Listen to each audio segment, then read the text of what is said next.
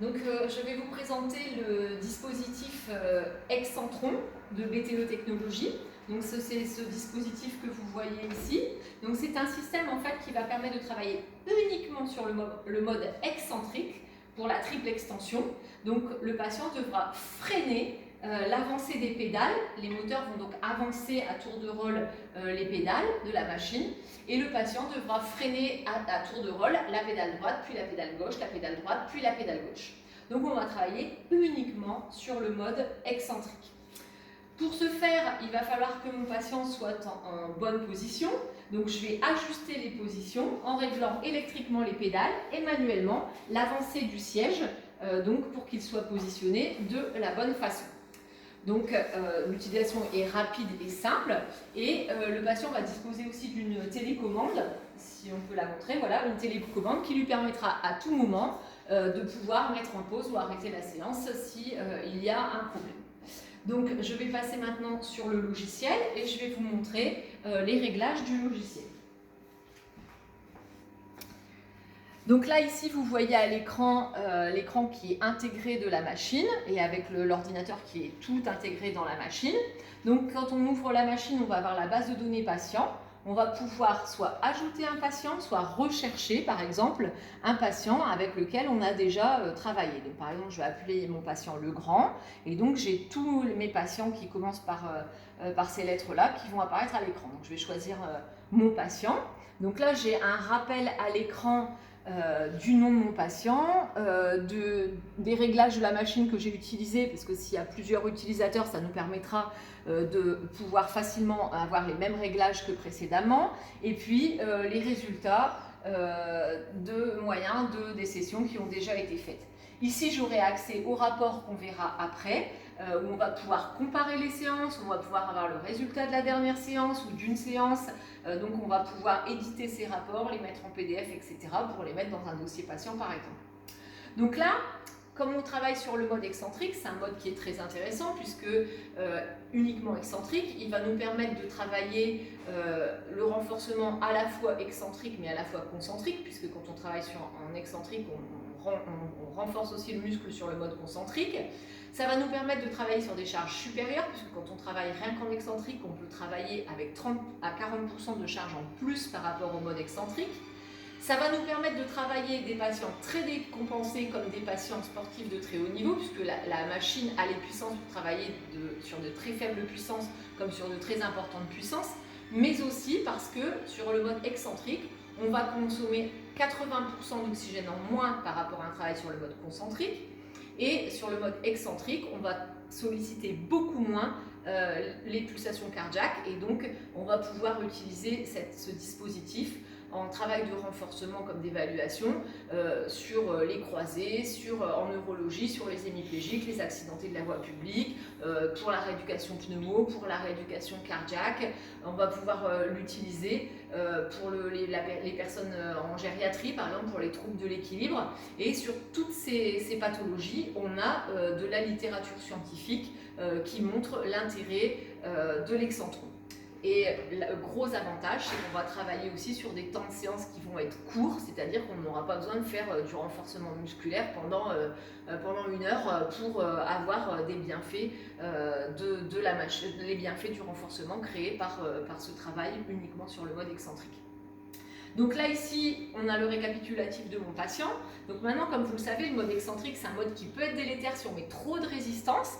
Donc pour ce faire, la machine, elle va doser en fait le patient. C'est-à-dire qu'on va évaluer la force qu'il va développer en excentrique sur son membre gauche, sur son membre droit. Et de là, la machine va régler une résistance qui va se caler sur la résistance la plus faible qu'il aura générée sur l'un de ses deux membres. Donc on va démarrer le dosing test. Donc là, ici, on a les réglages qui se positionnent, qui ont été préalablement enregistrés pour le patient.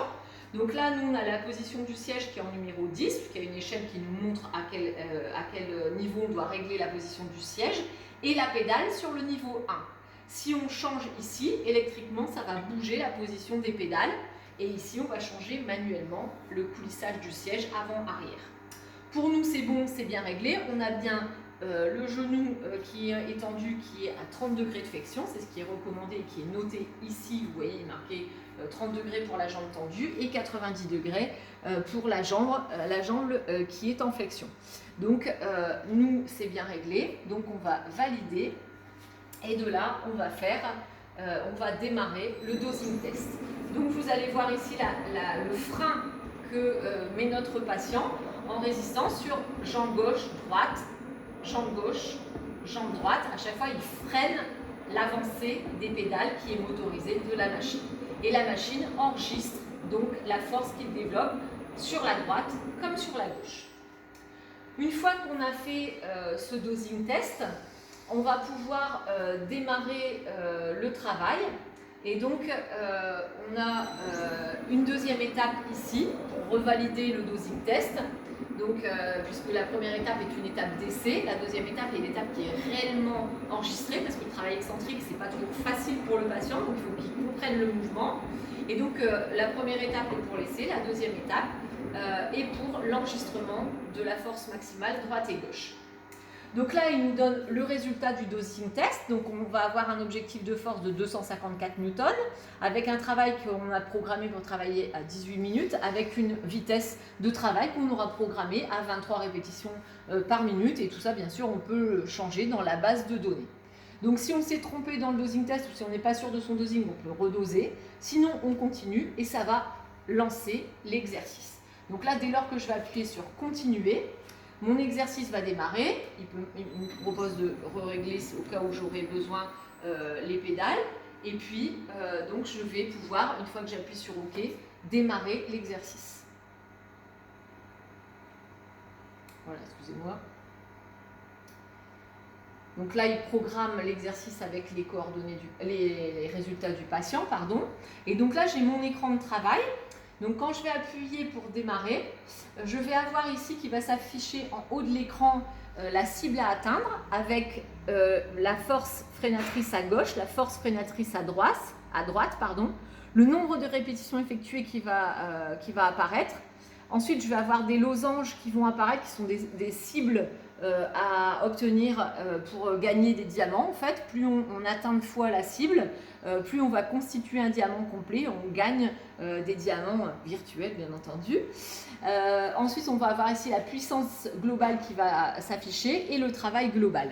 Donc, quand je démarre, j'ai un bonhomme qui descend une pente, puisque quand on travaille en freinatrice, ça veut dire qu'on simule, par exemple, quand on va descendre une pente. Et on voit ici en jaune le rectangle de cible à atteindre avec le travail gauche puis droit qu'on voit qui est atteint par notre patient. Ici, vous voyez un petit curseur qui avance et donc là, ça veut dire que je suis dans la phase d'échauffement. Donc là, la résistance, elle est extrêmement faible. Encore une fois, c'est pour que le patient échauffe son muscle et donc du coup, on va attendre qu'il arrive qu'il ait dépassé le petit trait vert qui est ici. Et une fois qu'il sera dans ce petit trait vert, il va travailler sur la cible de 254 newtons qui sera atteinte. Vous voyez que là, il est à 54% de la cible, il est à 127 newtons à atteindre, puisqu'il est dans sa phase d'échauffement, donc on met 50% de la valeur cible qu'on veut obtenir au dosing test pour l'échauffement. Alors qu'une fois qu'il aura passé cette phase d'échauffement, eh bien là, l'appareil se mettra à 254 newtons. À tout moment ici, on a l'équivalent de la télécommande. Donc moi, je peux appuyer pour mettre plus vite, moins vite ou mettre en pause. De la même façon que mon patient peut appuyer sur la télécommande pour mettre en pause, aller plus vite, aller moins vite. Donc là, tout doucement, mon patient, on voit qu'il se rapproche de la zone où il va devoir effectuer le vrai travail de renforcement pendant ces 18 minutes de travail. On a ici le décompte du temps de la séance. Voilà, donc on nous prévient que l'échauffement va se terminer et donc que la résistance va doubler. Et là, tac, c'est parti, la résistance devient plus difficile et vous voyez que la cible est passée à 254 newtons. Et donc mon patient va devoir, vous voyez, il constitue, à chaque fois qu'il atteint la cible, il constitue des pièces du diamant Et donc, au fur et à mesure qu'il constitue des diamants complets, il va enregistrer un certain nombre de diamants qu'il va gagner. Et l'objectif, c'est d'en gagner de plus en plus. Donc là, il en a déjà gagné 2. Et donc, il ne doit pas dépasser la cible. Par mesure de sécurité, s'il dépasse trop fort la cible, c'est-à-dire que si vous forcez au-delà des possibilités qui sont bonnes pour lui, c'est-à-dire pas délétères, et bien s'il forçait trop, au bout de 5 fois où il dépasse l'objectif, la machine se mettrait en arrêt. Donc là, du coup, on aurait un système de sécurité, elle se mettrait en pause, et donc ça permet au thérapeute de venir contrôler ce qui se passe s'il n'est pas immédiatement à côté de l'appareil. Voilà, c'est ce qui vient de se passer. Vous voyez ici sur la courbe, il a dépassé 4 fois, et donc la 5e arrive, l'objectif de cible qui est la barre jaune descendante, et donc du coup l'appareil s'est mis en pause. D'accord ? Donc voilà, donc on va terminer la session, je vais vous montrer les rapports. Voilà. Donc on va patienter pendant l'enregistrement. Donc le rapport arrive tout seul à l'écran de la session. Donc je vais pouvoir montrer ma courbe soit de force, soit de travail. Donc là je suis sur la courbe de force. J'ai bien la dissociation pendant toutes les répétitions et le temps de la séance qu'on a travaillé de ce qui a été fait sur le côté gauche et le côté droit. Donc en rose le gauche, en violet le droit.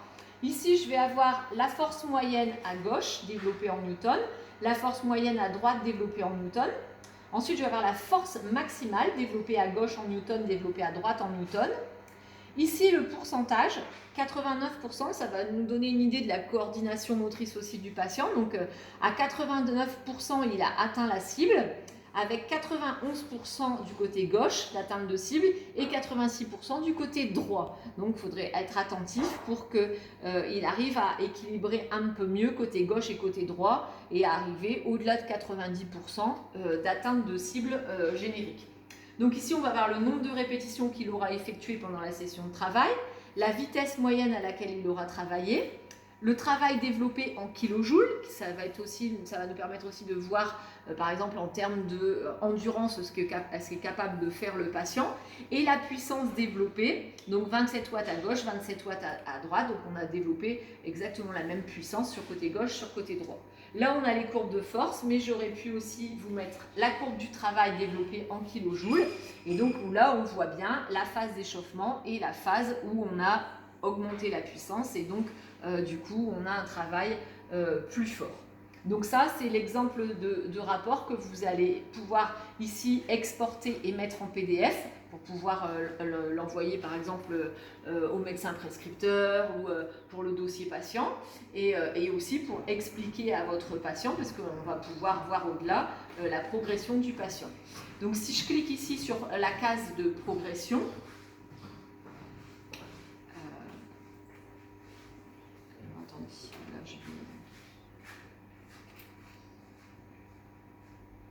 voilà, là je suis sur la case terminée. Si je reviens à mon patient et que je recherche mon patient par exemple, si je veux voir par exemple toutes les séances qu'il a fait et voir la courbe de progression qu'il a faite pendant un certain temps, donc je vais reprendre mon patient et donc là ici je vais cliquer sur rapport, je vais avoir la liste de toutes les sessions qu'il a faites.